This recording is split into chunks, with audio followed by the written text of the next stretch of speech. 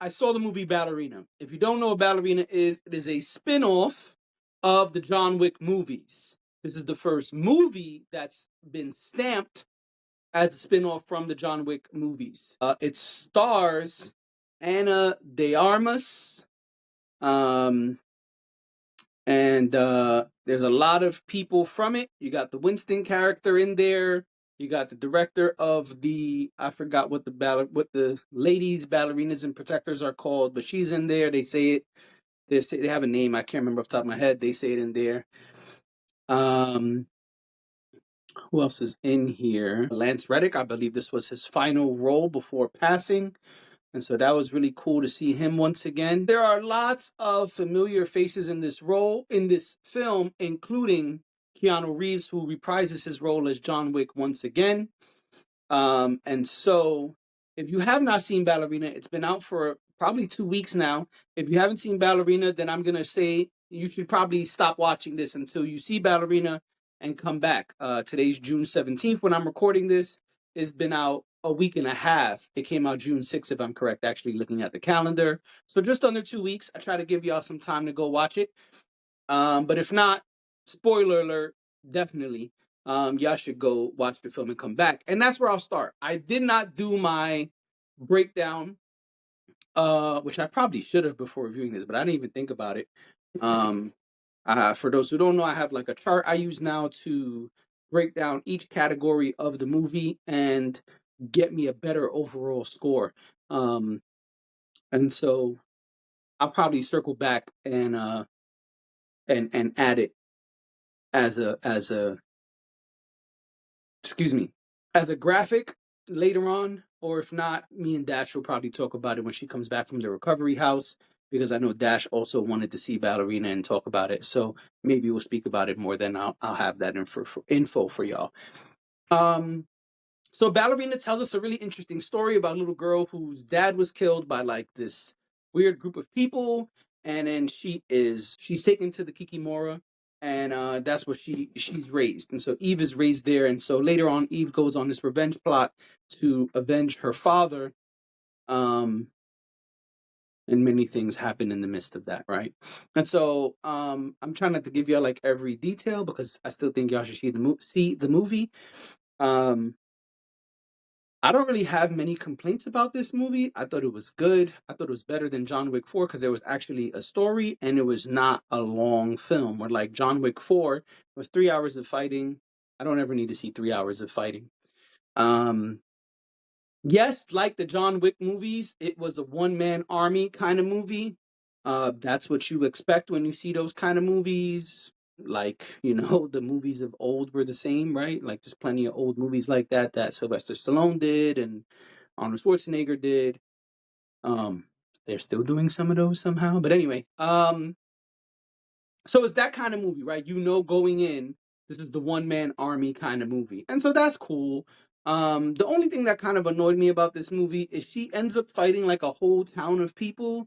And we know she's good, but not that good, because also John Wick kicks her ass in the one fight scene. He kind of pins her or beats her multiple times in their short fight scene towards the end of the movie. And so it's kind of whack to me that this person who's a good assassin, but not a great assassin in comparison to some of the people she's going up against, was able to survive and basically defeat a whole village of people.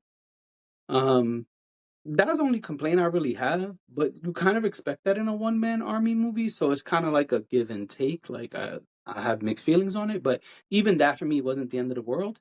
Great cinematography, great special effects. The fighting is realistic in the sense that like they even let you know from the beginning, you're a skinny woman.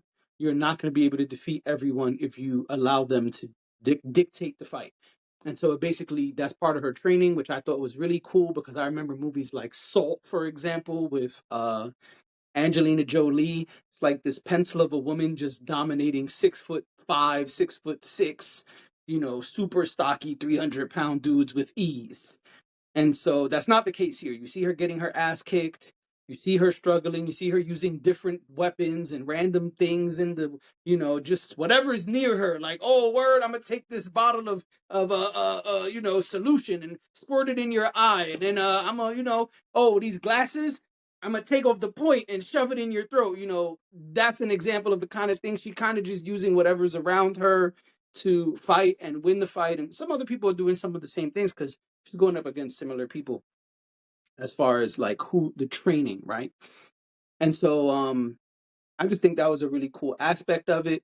I was cool with John Wick being in it. In the trailer, they make it clear he's making an appearance, and I thought that was cool too. Like he sees her early in the film, have a quick exchange, and I thought that was good. I was disappointed that John Wick is like actually in this movie and fights her and all this other stuff. And I was like, oh, so you really, really wouldn't let this be a full movie about her? We had to rely still on John Wick. I guess we'll see later on if that was wise or not as far as the box office, goes. Um, I don't think you need to rely on John Wick being in the movie so much for the movie to be made and to be successful. That's just my opinion. I'm not saying this is a fact. He did his thing. It was, the usual John Wick stuff. He kicked ass, and that was cool too. Um, yeah. So it was cool. I don't know. Again, I don't have my chart ready just yet. I'll work on that, but probably going to be a high score, probably somewhere between 7 and 8. Uh, I don't know. I have to see how the numbers average out on my chart, but yeah, I thought this was good. It's something I would rewatch. Where I feel like they didn't put this quality of work into some of the later John Wick films. This was good and worth the rewatch, in my opinion. And if you're a John Wick fan, then you'll probably absolutely think this is like a 10 out of 10 because it had a lot of the elements that make John Wick a good movie, a good series, and less of like the parts where it's dragging and just getting over the top ridiculous. It was good that they kept this on the shorter side, and then even in the film, there are some plot twists that you may not have seen coming.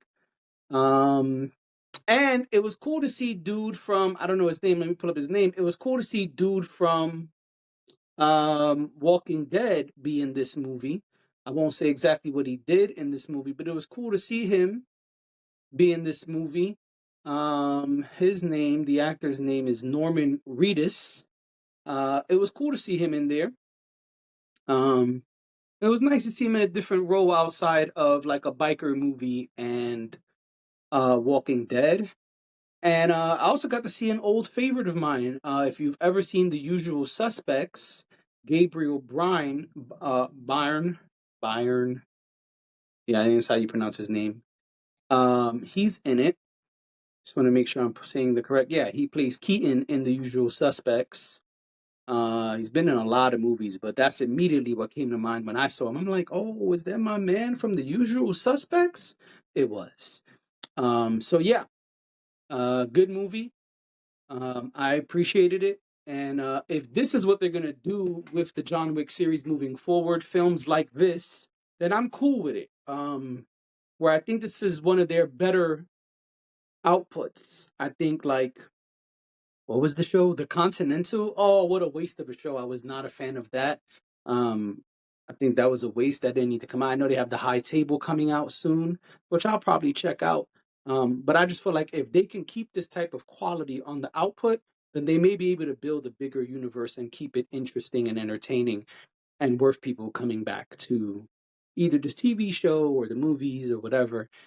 So I think this is a great project compared to Continental and John Wick 4. I think this is showing that we can get on the right track and we can start to build a universe outside of just John Wick himself. I will say, last thought, if they do a sequel to Ballerina, they probably want to have less John Wick because if you have to have John Wick play a big role in every movie, it's probably not worth it to continue doing it because I know for me personally, I don't want to keep seeing John Wick in everything. If you're establishing something about someone else, well, then I want to see that someone else and their journey, not them relying on John Wick to help them or save them or whatever. Um, And let me just be clear. I know I said last thought, but I just want to be clear. I'm not saying John Wick is in most of the movie, but he does play a significant role when he's there. You know, it's John Wick, it's his series, so they made sure when he does come, he plays a pivotal role. That's what I'm saying. And I'm saying that even though he wasn't there for like 90 minutes of the, I don't know, 100 minutes that he's not there that long, but I'm saying even though he wasn't, when he was there, he becomes kind of the focal point of the movie. And I don't think that should be the case for this spin-off. So if they do Ballerina 2, which they left it open to doing, I hope that that's not the case. So that's my review.